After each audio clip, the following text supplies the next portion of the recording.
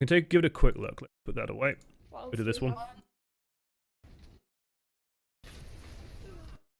Although we've been running for about an hour. We could try and do this one tomorrow as well, and just combine these both. And we'll have a peek then. Let's do a sneak preview. Guys, start asking questions if you have questions. Remember, this is more of a general team play finesse one.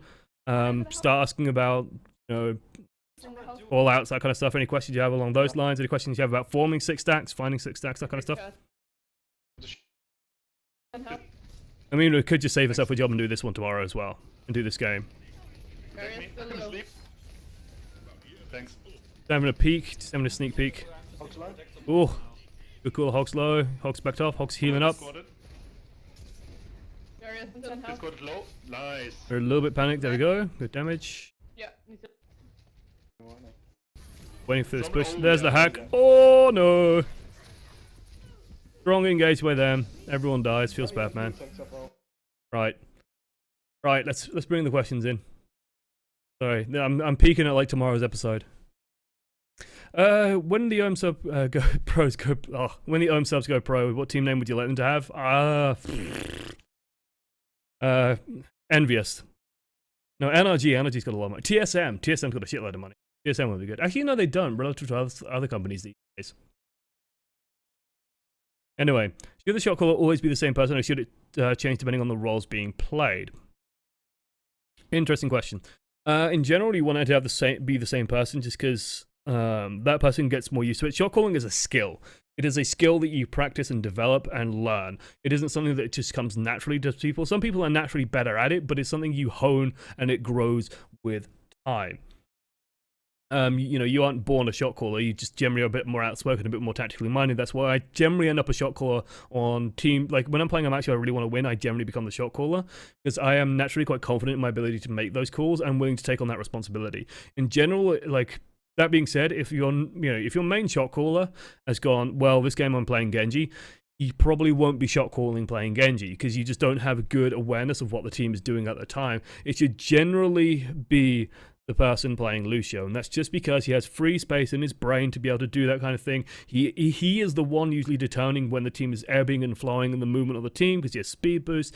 You can determine pushes by using sound barrier, that kind of thing. You have lots and lots of when are you going to do a Ryan VOD at some point? I think, did we do a Reinhardt one? If you haven't seen, also, I did Ryan from Overwatch Central. I did his gameplay footage very, very early in sort of the prototype for coaching the many. That's on my YouTube channel, youtube.com/OneAmongstMany. Go check that out. It's called Saving Private Ryan. On my channel, you should be able to find it pretty easily. And yeah, go watch that one. Be the Wall is the big thing with that one. That's sort of my basic opening to Ryan. If you want also more Reinhardt tips, I'll also give Overwatch Central another shout out. They did a video with Numlocked, who is the tank player for NRG, and it was a good vid with him. He gives some tips on that as well, so go check that out on Overwatch Central's channel. Definitely a good point there. They're in the review that Genji on the top shouldn't be there. I do that all the time, and Genji get a pick most of the time. What's so bad about it? It's not that he shouldn't be there, it's that he shouldn't be there while you're waiting for the gate to open. So it's not the position, it's being in that position at that time, because all he's doing is he's behind all 6 members of the enemy team when he's buying 0 space for the payload. So if I just move you guys over here, I'm gonna have to alt tab to pick you guys up anyway. It's about, I can actually find this exact moment because it's pretty obvious when it happens. Oh fuck, I fell down. Do you want it? Okay. Nearly up again. Like Genji is perfectly fine flanking, but this is opening at the moment, right? This is opening right now. Nano's nearly up, Genji behind. So Genji, we're not even fighting anyone at the moment. We're not fighting anyone else. What's this doing? It's doing absolutely nothing. Like Genji is in completely wrong. What's this doing? And then we go back and the payload's barely moved because it had to go through the door and you have to wait through the door anyway. It was the natural pause point. So they've just thrown their lives away at a time when there's no pressure coming from the front, so everyone just turns around and kills them. That's Genji and Sombra fucking up. It's not that you shouldn't be up there, because that's perfectly fine, going in there, poking from the side, being a bit of an annoyance. But you want to be doing that when the payload's starting to get towards the corner, when it's starting to enter dangerous territory. Then you want to be spreading the focus out for the enemy team, causing a distraction, building up your ultimate, getting ready for a fight. Not when the payload isn't actually being contested or being moved in any meaningful fashion. Do you not post these on YouTube anymore? About that, if you missed it at the start, the Anna Mercy one, I have a problem exporting it. If you want to watch it, the VOD should be available on Twitch. I haven't heard from anyone that it's unwatchable on Twitch. It's the VOD immediately after the Farah and Soldier coaching the many. So if you click that VOD, you'll watch the Anna Mercy one. It's just that I literally can't export it from Twitch. The VOD just doesn't load and doesn't export. Really annoying. This one should be exported. Best way to communicate with no mic, press C, open the chat wheel, make use of that. Avoid typing like much during the game, mostly because people don't read it. Type between matches if you've got something to say, or type when you're dead. Otherwise, like, I've heard Stylosa say this, and I will repeat it. And as much as I hate this argument in most debates, it honestly applies in this one. It's 2017. There's a lot of ways to get a mic. Mics are pretty cheap if you just want to have a cheap shit one. It doesn't have to be great quality, and that will give you an option. If you are really nervous about communicating, then that's another thing. And I'll actually just branch onto that and like latch onto this question as an opportunity to answer that one down the line. So if you don't have access to a mic, like just investing in one isn't a bad idea as well. Like team-based games are pretty huge, and if you want to play Overwatch a lot, having the ability to communicate is really important. Really, really, really important. Otherwise, like, make sure that you're pressing Z when your ultimate's ready, because that lets your team know when stuff is happening. Use the chat wheel. If you need healing, press X for the love of God, which is the I need healing announcement. It's a big marker on top of your head as well. Don't spam it. Just press it once. That's all you need to do. And yeah, use that as much as you can. Learn what tools are available to you and try and maximize the use out of them, basically. Otherwise, try and get a hold of a mic. And if you are nervous about communicating, first things first, no one's asking you to go on comms being like, hey guys, how's it going? I'm your new best friend. Let's talk about everything. Yeah, how's it going, guys? Boo, boo, boo, boo, boo. Because I'm not that kind of guy, right? I'm actually a big introvert. Like, I like being left alone. I like being in my own space, and just sort of blocking out most of the world. That's sort of, when I'm playing a lot of games, that's how I get. When I'm playing Overwatch and when I'm like trying to focus on winning, I will still get on the comms though. And I'll just say small things. It's just little bits of information. Tracer coming in behind. Or Genji running large health left. You know, just little bits of information. Nano boost ready, Genji wins your ult up. That kind of thing. And I'm just feeding little bits of little nuggets of information. What happened in that last fight? What do they use? And just encouraging little bits of communication. Okay, guys, let's focus on next fight. Just tiny, tiny little things. No one's asking you to be people's best friend, but just little bits of relevant information. You can just keep putting out there, because the more information your team has, the better they'll play. Can tank shot call as well as supports? Should they? No. There's like, if you've played Reinhardt ever in your life, you've had the feeling, right, where you've got your barrier up, and you just have no fucking idea what's happening behind you. How can you shot call in that position? Like, how can you determine then that that's a good point to attack when you have no idea what's going on behind you? You have to turn around, which is not a good idea. You want to have someone else feeding you that information. You don't want to be the one. You can be the one saying, okay, guys, we should push now. And the rest of the team should follow you in if you are making that call of, I'm going to push, I'm going to push, I'm going to push. But make sure that you are confident in your ability to do that. But in a six stack, reliably, you want to make sure that the Lucio, for example, is the guy who's saying, okay, we've got an opportunity. Or, you know, Reinhardt says, should we go? And then Lucio says, yeah, we can go, we can go. Like, in a six stack, you have the opportunity to set that up, and so you should be setting that up. You'll be saying, Miranda, congratulations, you are now shot caller for the team. And then don't be afraid and say like, shit, I've got no idea what to do. The rest of the team should come together and support and learning that skill, nurturing that skill. It is a skill. It takes time to develop. But just, praise things that go correct. Point out things that go wrong, not in a negative way. Don't blame them for stuff that goes wrong. Don't say, well, you really fucked up on that call. That was a massively wrong call. Fuck you, fuck you, fuck you. Like, don't do that to a shot caller. Just say, I don't think that was the right call there. And then what you do is you just funnel that information away in your mind. When the situation happens again, you make a different call. And it's literally just the same as playing any game. Literally the same as playing Overwatch. You just learn from your mistakes and develop the skill. And if you like Zarya and stuff, then, as Zarya, yeah, you should be setting up wombo combos with your team, but when the push starts, that's going to come down to the Lucio. So, for example, if I'm playing with Valk and I'm playing Zarya, I'll go, okay, we've got a wombo combo available. If I see, and I might say something like, if I see an opportunity, like if D.Va's demeched, I'll fire the Graviton. Or at least, if I see the opportunity, I'll go for it. But then if I am going for it, I'm going to make sure I make the call of, okay, opportunity's there, Graviton's fired. just so everyone knows, okay, we're engaging. Like, then you are making the shot call. But in general, it's like, okay, Lucio's determining the call. We've got speed boots behind us. Let's engage as hard as we can. Or they're engaging on us. Okay, when you're defending, then it's a little bit more reactionary anyway. So he's just reacting to what the enemy team's doing. Unless Lucio says, we got an opportunity, let's counter engage. Like, that's perfectly possible. Why do you dislike Eichenwald so much? It's because the first point is incredibly hard to crack, so a lot of games end up becoming like 4 minutes of the first point, and then you eventually get a lucky breakthrough. And then the final point is next to impossible to take. And it just becomes, to me, like one of the most frustrating parts of Overwatch is like overtime stalls and that kind of thing, just fighting around the point for 50 plus seconds. And that happens a lot on Eichenwald. And so I just don't like it. Why is it healer shot calling usually and not the tank who's usually initiating? I think I've kind of answered that already, but very quickly, one final time. It's just because the healer is keeping tabs on what everyone is doing. And so the tank has, like, the tank can't see what Reinhardt can't see what Lucio's doing. He can't see that Anna's on 50 health. He can't see that Soldier is on 20 health or somewhere else chasing down a Genji. He can't see that that's happening because he's too busy looking at the enemy team. Lucio, however, can see Soldier's over there, he's almost killed Genji. Anna's here being healed up.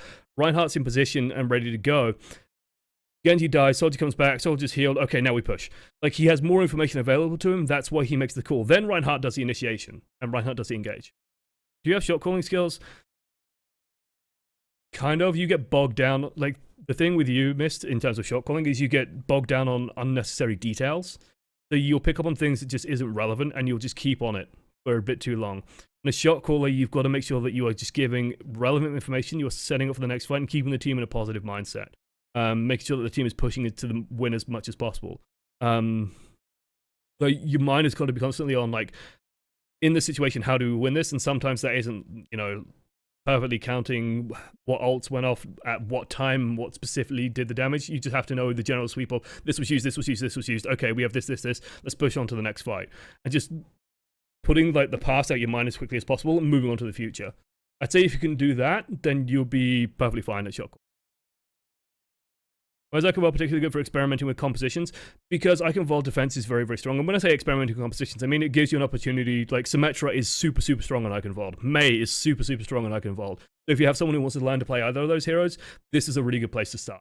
Rather than starting on a map like... I'm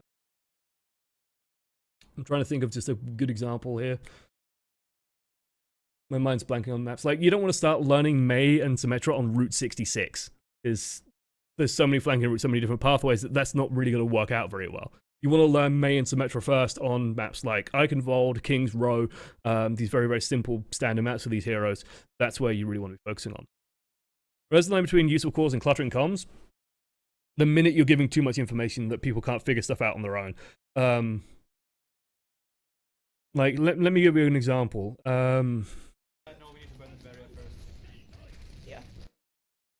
Actually, I'll tell you what. I'll tell you a good example, actually, and this is one of my favorite pastimes, which is ribbing on Valkyr, where Valkyr will shout low on pretty much everything. The reason why I get annoyed with him doing that is it clutters comms. And it clutters comms because Soldier 76 dropping under 100 hit points, but he stood next to an Anna and in his biotic field, isn't going to be low for anything more than 0.5 seconds, so what's the point of telling us that? We have no meaningful way to act on that information. We have no meaningful way to do anything with that information. What could be useful comms in like this instance is enemy Reinhardt barrier 500. Because we can see that the cracks have formed on it to where it's 500. I can't actually see specifically, it might be 500. It looks about 500. That's very useful information. Because we know that their barrier is almost gone. Which means that we could start a fight very soon. What wouldn't be useful information is... something like... Well, Anna's just died. That is very useful information. Yeah, drop down, I'm out in the open. When you advise it, go out. But let's take a hypothetical, okay? Let's say that we get Zarya down to half, and the fight stops here.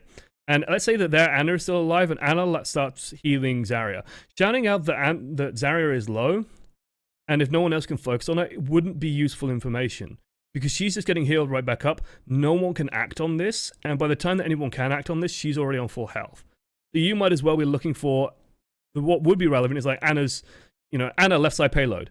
Would be very, very relevant. And then you'd be calling Anna. Like, you'd be trying to draw the focus target onto this over here. for example, purely hypothetical.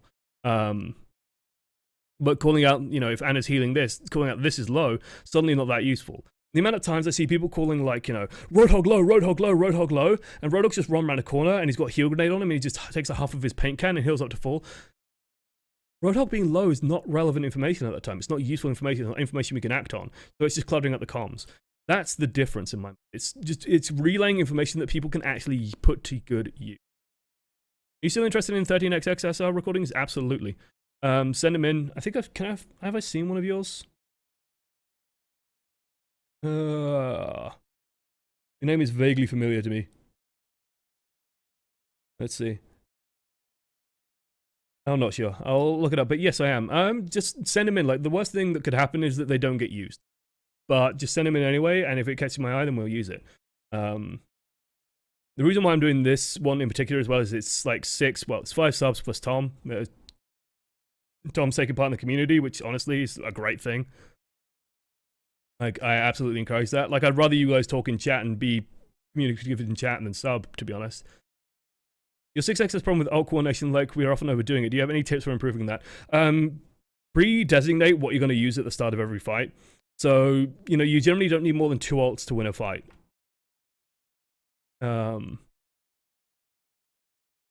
Yeah, Mist. Actually, Mist says that he does that too. Occasionally you hit something with a Hanzo arrow, and it's like, then it runs off and gets healed, and it's like, well, none of us can follow up on that. What's the point of giving us that information? It's not that helpful.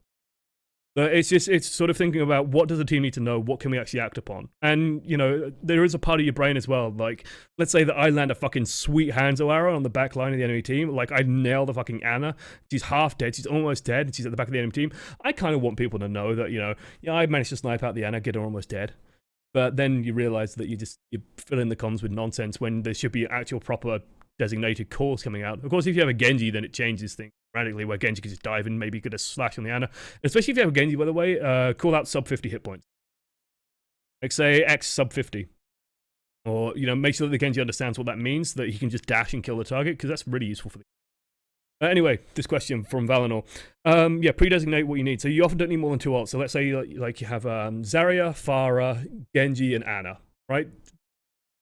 Not the most meta team comp, but it happens every now and then.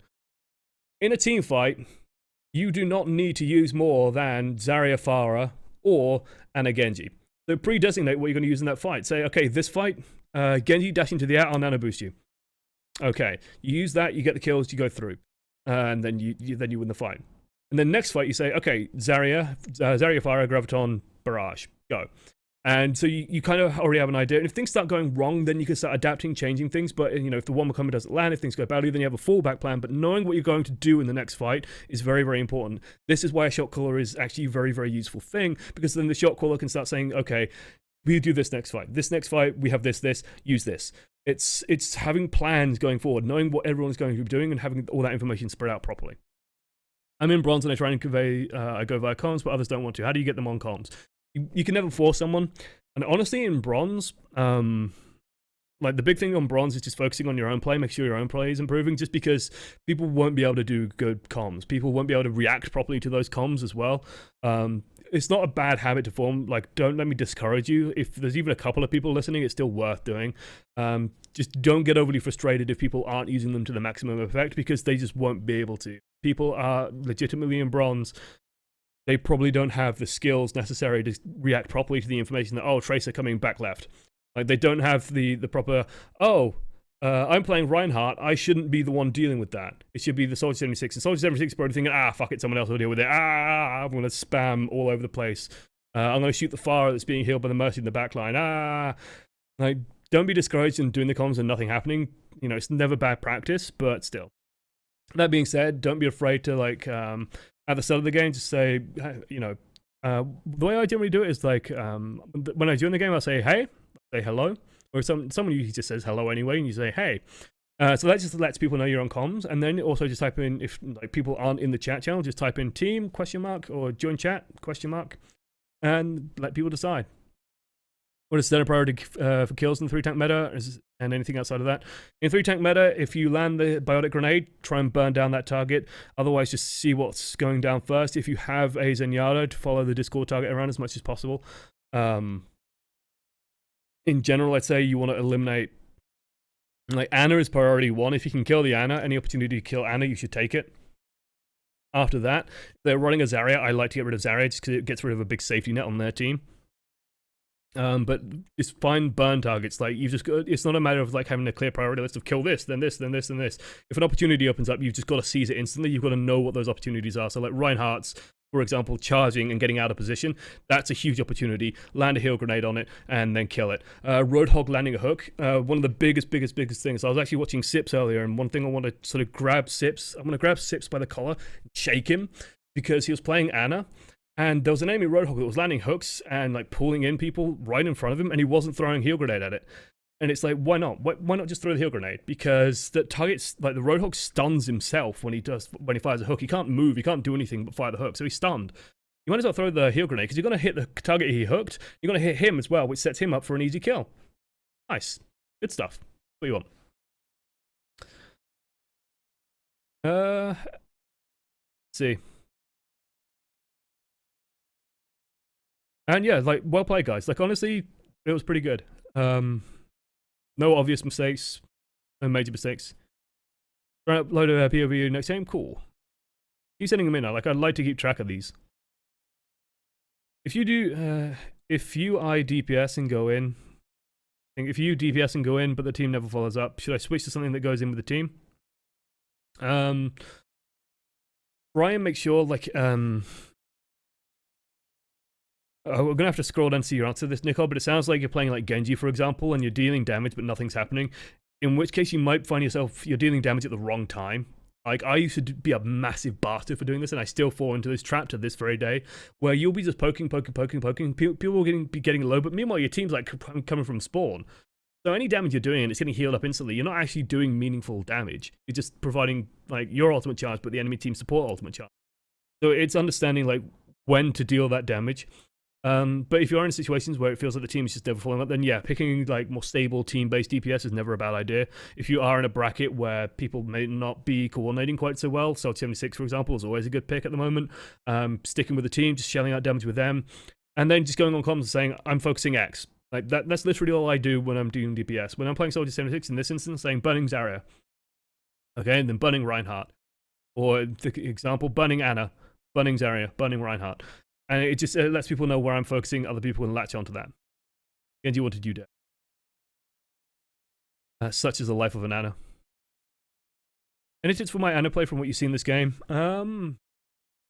It looked okay. Like, because I don't have your perspective, I can't see quite so much on like your priorities. Reinhardt didn't seem to get sleep that often. Reinhardt's usually my number 1 sleep target, that or Roadhog. In general, it looked fine. Like, it looked absolutely fine. Your calls were good.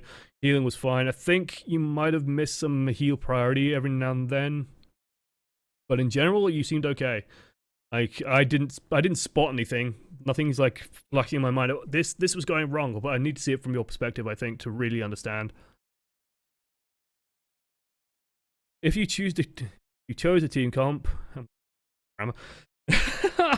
that was very snotty of me, and I apologize. If you chose a team comp and it's not working, should you do some character changes right away or try and do some fights because it may work? It depends how badly it's not working, and if, like, you know, let's say you're running a Genji and they have a Winston and Genji's just not doing anything, you might want to say, okay, maybe we should swap off this. The big thing is you don't want to overswap. Like, you don't want to swap every single time you come out of spawn, because then you never build ults and you'll never win. You'll just keep running into the enemy team who constantly has their ultimates, and then they'll just keep winning.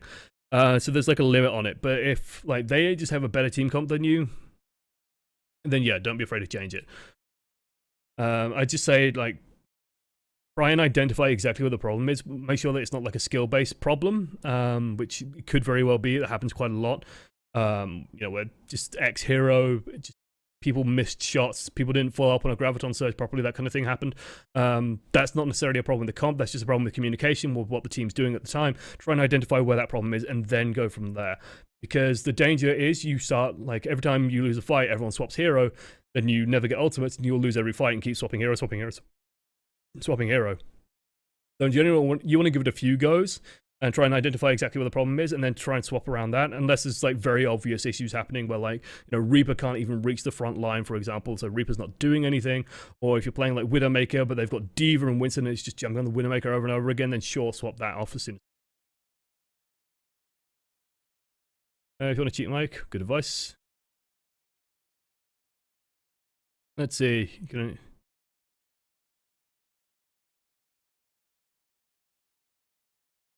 are you saying that we should go as the thing I do? Good. I'm going to take us this. What flavor is your team? Oh, Jesus. Chocolate fudge brownie from Ben & Jerry's because it's my favorite. You guys are my favorite team. Otherwise, I think that's about it from the questions. Beautiful. Any tips to help reduce tunnel vision? Just try and keep in mind, just keep resetting in your mind priority lists. Like I make priority lists for myself. What's my objectives going into every fight? If I'm playing Winston, then let's say, oh, I'm going to be hunting the supports in the back line. After that, I'm going to be trying to protect our supports as much as possible as well. And let's say that we jump in, and every time we jump in, Anna and Lucio die instantly. Then in my mind, it's going to be, okay, well, I need to change my priorities a little bit. And just keep running those priority lists through my brain of, okay, well, I'm not doing priority number 2. Priority 1's going pretty well, but it's not going well enough, clearly. So I've got to up priority 2. Keep cycling it. We have someone joining the many. Despotox. I guess that's Despotox. Despotox. I like that. I like that pronunciation. Despotox. Join the many, ladies and gentlemen. Thank you so much for your support. If you were to do another 6-set coaching, we prefer all separate recordings or a single video where all the different views have been edited together. Sending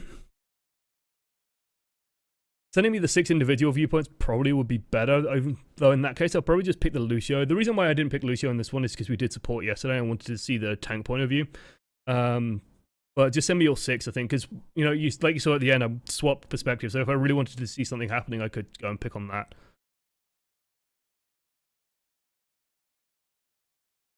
There you go. Okay, today play Tracer Fire. Nice. Ooh, we got hosting as well. Bit off topic. I think we'll end it there for questions because we've been answering questions for about 20 minutes. So let's do that. Oh, look at all the sub hype. Holy shit. So guys, start saying goodbye to YouTube. Wonderful.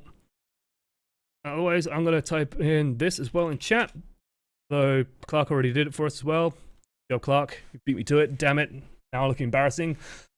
But yeah, thank you for joining me to the end. This has been Coaching the Many. Make sure if you are interested in getting your video sent in, send it into OAMreviews@gmail.com with the hero name and the rank in the title. And if you're a Twitch sub, put that in the title too, so I know what it is. And yeah. That's about it for us today. Make sure that you're coming by and joining us on Twitch TV as well to watch it live. I stream 5 nights a week, from Thursday to Monday, starting at 10 PM GMT, ending at about 1 AM. We've got someone coming back for 2 months, Ice Machines, with 2-month resub. Thank you so much. Ice Machines CS, sorry, not Ice Machines. Just one Ice Machine, but your Ice Machine CS. Either Creep Score or Counter-Strike, I'm not sure which. Anyway, thank you for joining me to the end, YouTube. Doodles.